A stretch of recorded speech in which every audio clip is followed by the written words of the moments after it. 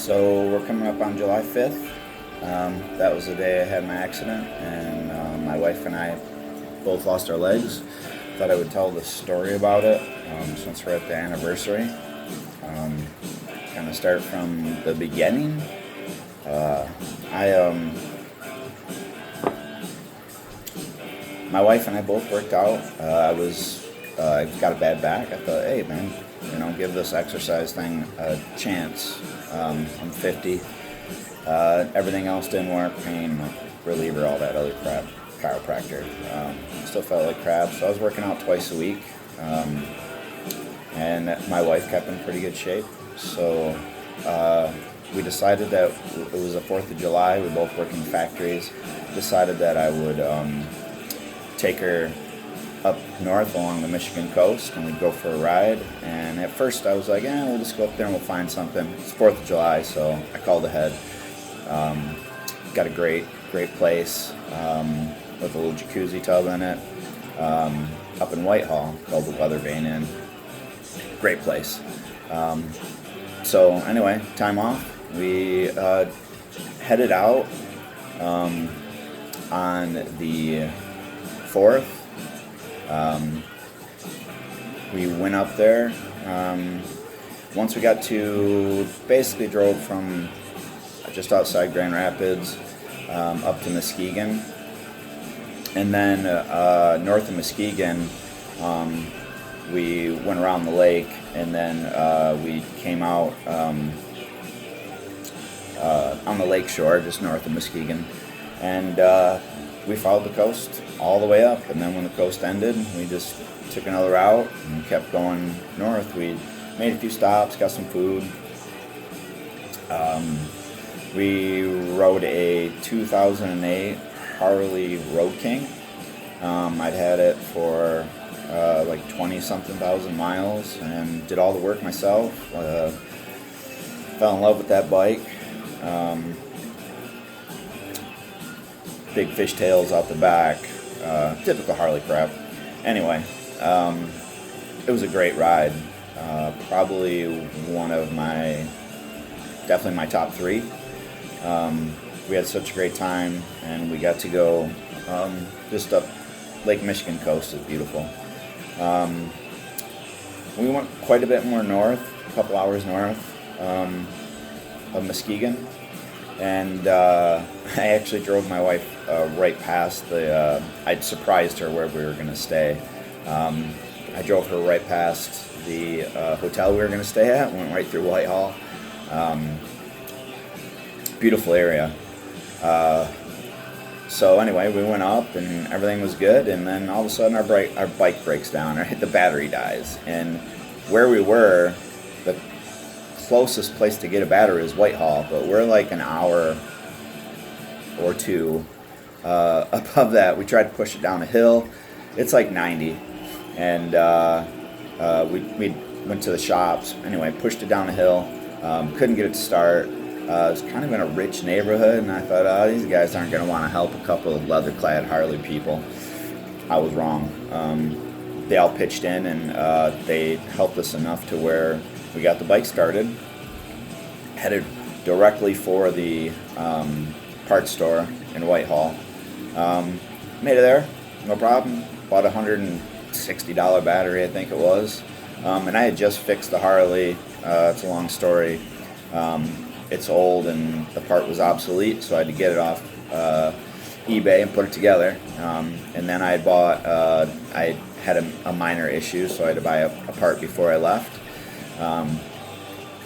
All that turned out great. It was pretty awesome to be able to get out of where we were into a place where I could get to a parts store. I didn't know that that anybody had that kind of issue. Like, you had to drive quite a ways. Anyway.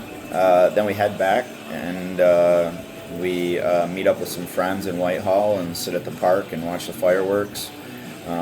As they're going on, we went back to our hotel room and finished watching them from there. They launch them almost right across the bay or pond or whatever it is, right there. So it was just a great time. We ended up getting up, went and got breakfast, and then it was like 1 o'clock in the afternoon, and we kind of took a little loop back, north of Muskegon, and ended up going all the way to the south of the lake up there. And then I didn't know where it was, and we decided that we would head home. And really tired. I just picked something on my GPS, back roads. I don't like getting on the highway. I find that you miss a lot of cool shit. So anyway, we're just heading down the road. It's Airline in Sternberg. It's shaped kind of like an X, but it also has like a little, let's see what I can do with my hands here, a little spot that you can turn off over onto the lane. We're coming this way, and this car decides to go this way. My wife and I remember all of a sudden something didn't look right. Like, I made it through the intersection. It was a green light. I was doing the speed limit, 55. I wasn't, I was tired. I didn't feel like doing burnouts or anything. And we were both wearing gloves and half helmets, like the smallest DOT. My friend had been in an accident previously and got kind of messed up. So we all started wearing half helmets. We got kids and families and people depending on us. We can't be like, oh, freedom, and then die, or end up worse with a traumatic brain injury. Anyway, made it through. They turned. My wife remembers thinking something doesn't look right, and she remembers it was, I think it was blue or green, or something like that. A vehicle, and then I tried to swerve, but I couldn't at the speed I was going and how fast they pulled out. There was no way to move, and all those people say, oh, my skills are gonna help me get through this. Sometimes there's nothing you can do. Anyway, he T-bones us. The front end, the very corner of the car hits where my leg is, and it cut my leg completely off. My wife had her leg smashed. She flew, what I'm told is 100 feet, and I was all of a sudden, I think I was laying in the road. It's hard to tell. It's all grass. I thought there was a curb. There wasn't. I, on the other hand, she flew, and she landed on the back of her helmet, and there's a skid mark across the back. She must have been in the grass, because that's really all there is right there. She landed. I didn't know where she was. The first thing I did was I hit the ground, and I looked down. I remember looking down, and there was a bone sticking out. There was a good, I don't know how much, at least 2 to 4 inches, I would say, of my bone sticking out of my leg. It looked like the Flintstones where they're eating brontosaurus legs. So I landed, and I remember saying, someone call 911, I lost my leg. And then my second thought is, where's my wife? I don't know where she is. Apparently our bike, when they hit, it basically exploded. It folded all the highway bars, smashed everything right into the side. When I looked at it later on, there wasn't anything I could see that I could do with the bike. There would have been thousands of dollars of damage, and then I still have to have the frame checked out. So unfortunately, my bike died that day too. So then my second thought in my head is, where's my wife? And then I hear her screaming my name, over and over, like, Shane, Shane, Shane. And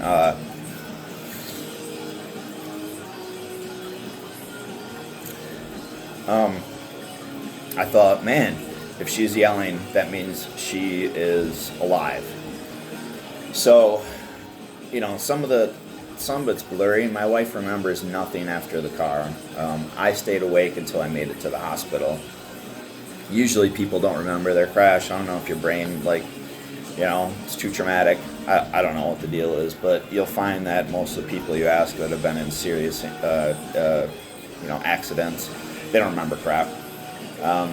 Anyway, what I'm told was happening was I was trying to drag myself. I could hear her. In my head, I thought she was closer, and I could see her, but I couldn't. So I kept dragging myself to get to my wife. The intersection was filled with people. Two or three people got out, and they started helping us.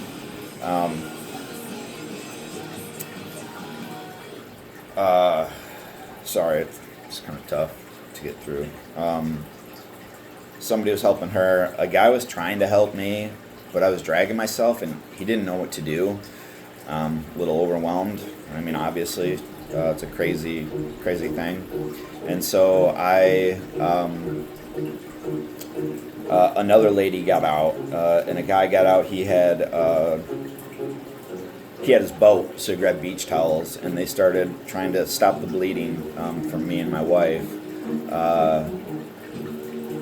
Her leg was attached. I've never looked at the picture, but she said when it got smashed, it looked like a spiral ham. I don't know. So we have people helping us. I had what had happened is not only did my leg get cut off, but the femur got shoved back through my pelvis. I have 13 screws and 3 plates holding me together. Most of the injuries on my left side. One of them is, I don't know, at least 10, 12 inches long that held everything together. So we're starting to get help. I am bleeding to death. Without a tourniquet, that's it for me. The ambulance got me to and from the hospital in less than 20 minutes. We were actually pretty close to the hospital.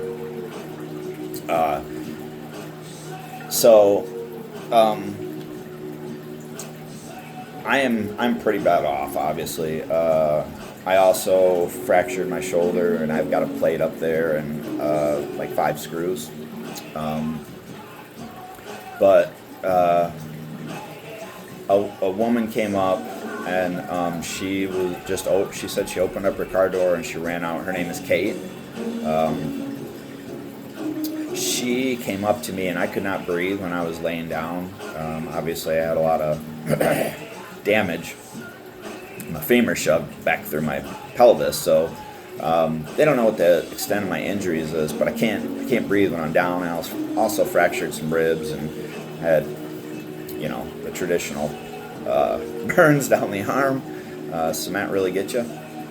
I think I low-sided and my wife high-sided. And so anyway, we go ahead, and I'm sitting there, and she comes up, and they want me to, everybody else is like, oh, lay flat, he can't breathe, he might have a back injury. And she's like, yeah, he can't breathe. So she got behind me, sat me up straight with my legs straight out, and then she put her legs straight out and just got behind me and held me up as much as she could, supported me. And she just kept telling me to in through my nose, out through my mouth. If you ever run into this situation, breathing is very important. She said if you relax, we will be able to help you more, and you can get through this. She just kept saying, in through your nose, out through your mouth, in through your nose, out through your mouth. And so I slowed my breathing. I relaxed as much as I could, obviously just like in pain. I am still fully conscious, yet not able to remember everything accurately. I have since asked a bunch of people that were there. All of a sudden, this dude just hops out of his truck and runs over there, and he has 3 tourniquets. They put 2 on my leg because it's gone. Tighten it down real good. If you're ever in that situation and you have a tourniquet, which now I carry, you want to write the time, bring a black Sharpie with it, and you want to write the time that you did it. It's very important for them to know how long the blood supply was cut off. They didn't do that, but it wasn't long, so I'm sure they kind of had an idea. Anyway, I'm wondering where my wife is. She actually did a lot of that to stop me from dragging myself to my wife. because they said I kept trying to do it. So I'm sitting there, and I'm in really bad shape, and I kept asking the lady, like, am I going to die? And she was like, no, we're not going to let that happen. So I had like 3 people kind of working on me at one point, and my wife had a few people working on her. These are innocent bystanders, people just there. The guy that hit us, he was apparently in shock, got out of the car, and the police said he was unresponsive. He just stood there. I'm positive that his truck was totaled too. Some type of SUV, if I'm not mistaken. So they get me going. I keep asking if I'm going to die, because it felt like I was going to die. And I didn't realize, you look at you're in shock, so you look at your leg and it's not there. But I accepted that. But I don't know. I don't feel good. Don't know if I'm going to make it here.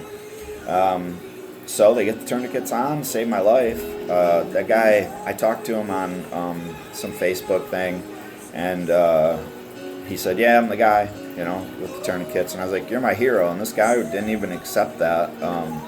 He's like, no, I was just there. I didn't even know how to use the tourniquets. So I had them in my car. 3 tourniquets. Who has 3 fucking tourniquets in their car? Just this guy. So they are triaging us, and the ambulance shows up. And of course, the ambulance, they don't care if you can't breathe very well. They stripped me down naked, cut off all my clothes. I believe I was sitting there in the street naked. It was really hot. It was like 90, so we were not wearing. I actually had dress pants because I took my wife out for breakfast. No injuries on my hands and my head where I was wearing everything. I didn't have any really significant marks on my helmet. So anyway, they get me, and the ambulance comes, and they of course put me on the backboard or whatever it is and strap me down, and it's pretty painful. And then I couldn't breathe, but I remember what that woman was saying to me: in through your nose, out through your mouth.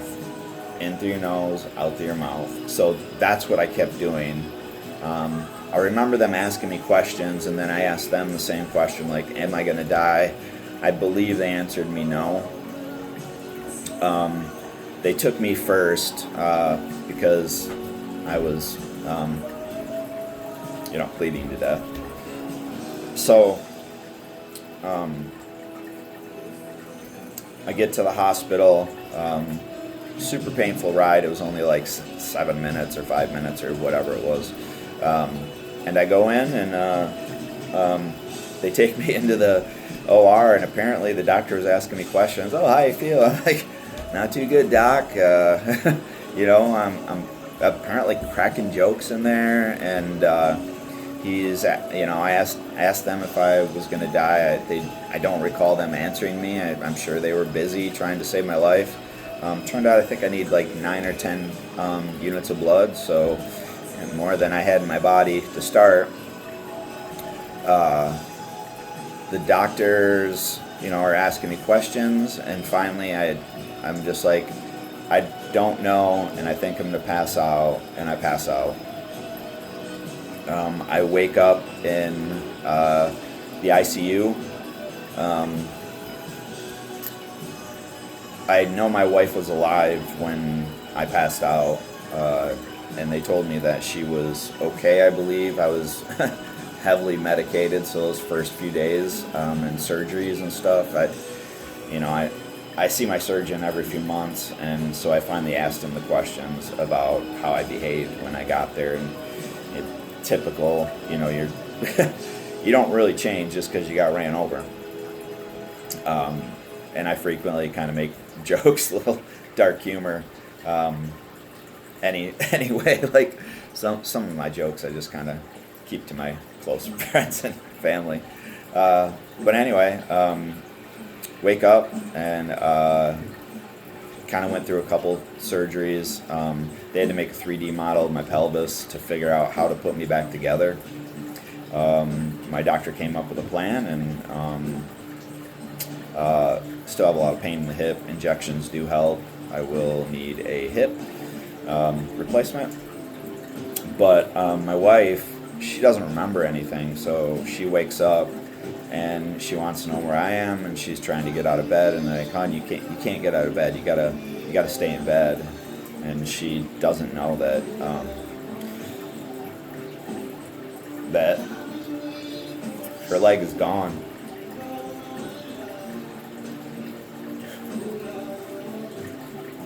She had to wake up and be told.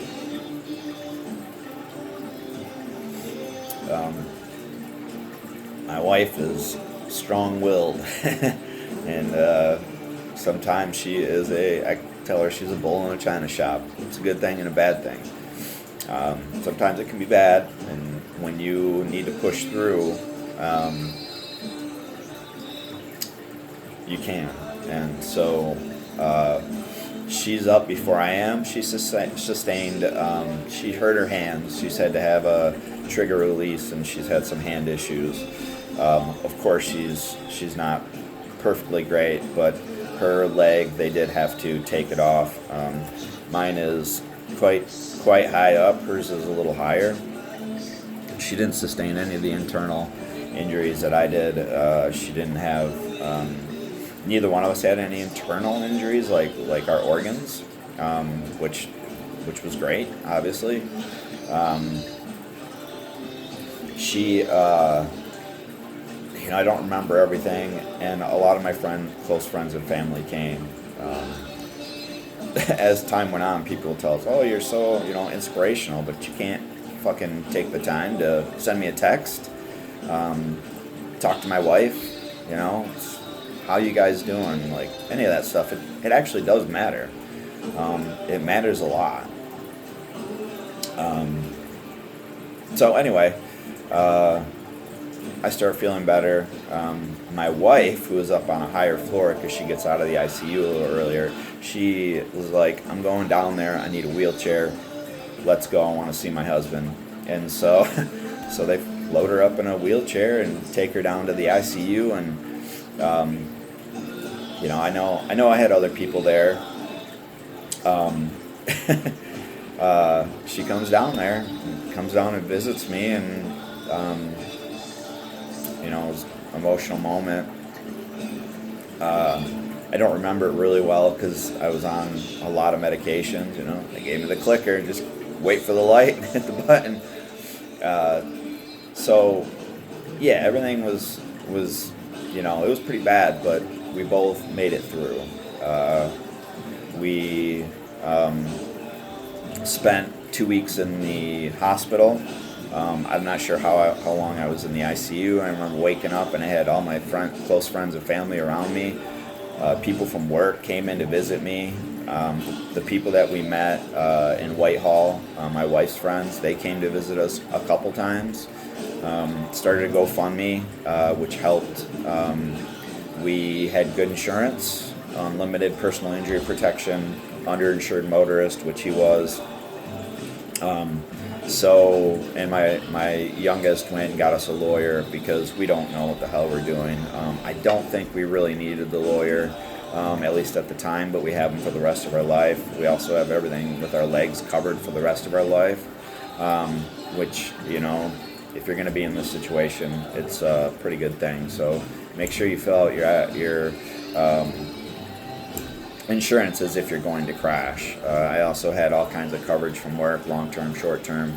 I marked it all as if a crash could happen. We're on a motorcycle, and I don't want to be screwed. I don't want to be walking around on a peg leg like a pirate.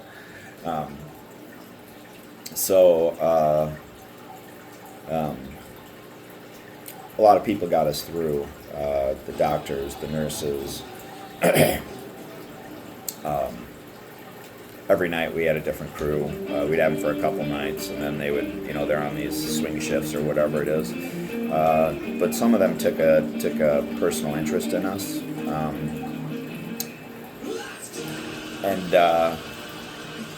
it was kind of amazing. We had a few bad ones, a few bad nights because they didn't get us our medication, but otherwise did pretty well. I was in there for 2 weeks. My wife got an infection in her leg, which was super scary. I'm thinking infection, you could die.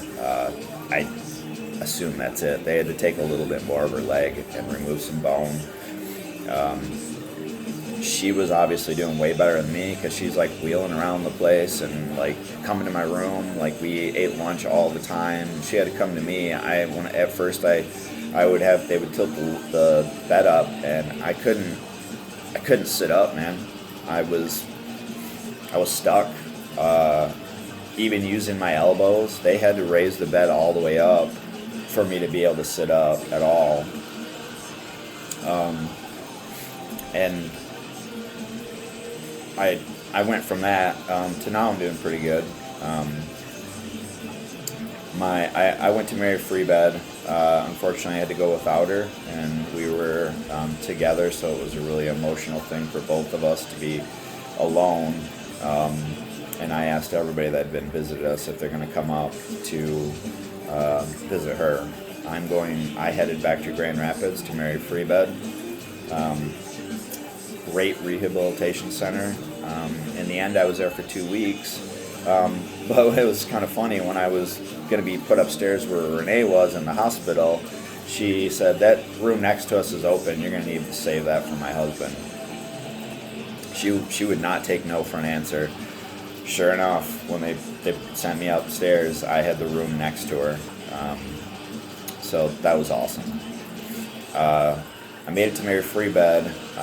Unfortunately, she fell behind despite her injuries, the rest of her injuries. I thought she was going to leave without me, and then when I had to leave without her, as a husband, I was happy that I sustained more injuries than she did. I don't know. That's just how I think, a man should think. Like, you don't want your wife to experience what I've had to experience. That'd be horrible. It's already bad enough. So I went to Mary Free Bed, and she joined me. I can't remember if it was 3 or 5 days later. It was obviously a confusing time. Once again, after she got me a room next to her, that's what I did. I was like, hey, that room open next to me. I need you guys to, can you just not fill it? She will be here in a few days. Sure enough, they saved the room, and my wife was right next to me again. We spent those days doing, they're relentless, man. You got a TV with your schedule, and it's going to include rehabilitation. For me, it was, I think 3 times a day. And those guys, geez, Mary Free Bed, I couldn't say enough about them. Obviously, very confusing time. I wish I could remember every person's name. But all of a sudden, they were like, "Hey, you're good. You're gonna go home." I don't have anything ready at home. I can't get into my house. It's not wheelchair accessible. The doors aren't very wide. So I called my friend Shad, and I got a hold of my friend Tony. And I was like, guys, I have 5 days and I'm coming home. My garage door was broken. There was no place else to put a ramp but in the garage, because the weird way my house is shaped. They put the garage over the front door. So that was the only place. So I ordered a ramp with the GoFundMe money, and it was like $2,000. I had it sent to the house. And my friend Shad, he had gotten his garage door repaired, and he got those people over here, and they had my garage door finished when I got home. They were just finishing up some trim work.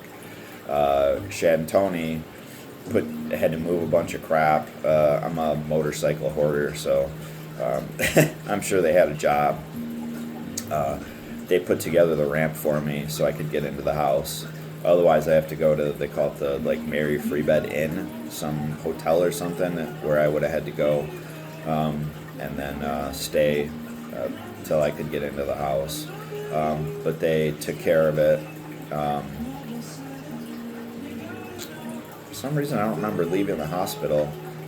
But I came home. They had just finished up. The ramp arrived last minute, and they got it put together and put up.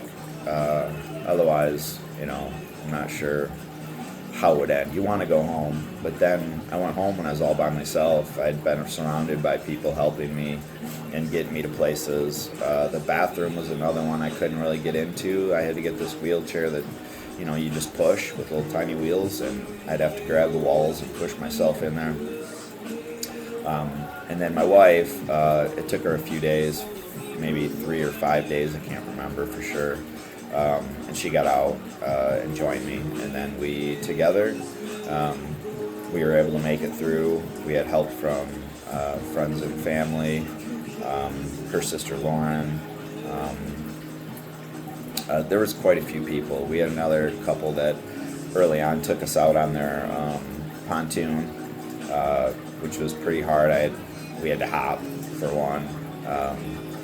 And at that time I hadn't swam without my leg. It's much different. You want to roll over, and then what do you have to kick with? Nothing really. So anyway, that was pretty much that. We struggled through it. Another friend of ours ended up getting hit on their motorcycle like a month later, and he had more struggles than us. They were older, so his wife couldn't help out as much. My wife recovered pretty quickly for the most part. We're at a year in a few days. On the 5th, it's the 1st. She walks with a prosthetic. Luckily, we're able to get to the best of the best, the computer processor and hydraulics and all this crap in it. I, on the other hand, could not walk very well. I still can't walk. I'm in a wheelchair. They have to do, it's called osseointegration, where they're going to drill a hole and then put a rod in there that'll stick out of my skin. I'll connect the bottom of it because the tissue is too sore. I'll have to have that hip replacement. I have to get hip injections, super painful. But they give me a lot of relief, so I get to do that. I think it's the 6th. We're doing pretty well. I'm getting a lot stronger. I do workouts. My shoulder's kind of acting up. I can't move it more than straight out. That's about it right now. I was doing better, so there may be some damage. Get an MRI, get that all patched up, figured out. I really want to get back to lifting. I'm quite a bit stronger. My shoulder's injured, so pushing the wheelchair around was pretty tough, but I do that all the time. Try to get out, stand up. I wear my prosthetic despite it being painful because you need to stand up or your lower back's gonna just fall apart on you. It didn't take long. By the time I got out, my lower back was so weak. By the time I got out, I could lift myself up, I could move. One day they didn't get my coffee to me. I fell back asleep. I woke up. It had been 2 hours and I was pissed as hell. Wasn't supposed to transfer myself because it can be dangerous, but I transferred my ass over there and fucking wheeled all the way down to the Big B and got myself some Big B. My wife is tenacious. She just got after it. She's done great. I really, we've been resilient. So people forget how beautiful life can be. I know it's a rat race. It's just, life is suffering, but it's also, suffering surrounding moments of beauty. We have done so much. Friends took us up north. We went through the tunnel of trees in a car, not a motorcycle like we'd hoped. We are both, for the last 2-3 months, so about 8 months-ish, as soon as it got warm, we went out and both bought a Can-Am. Hers is an automatic, and she got her license, and mine is a finger shift. I got the bagger. would have liked to get a Road King, but the modifications and all the other stuff I would have had to deal with would have been quite costly on top of the bike. So I just got something I could ride right now. I do like it. I'd rather have some, a Harley with some fishtails hanging out the back, but we do what we have to get through.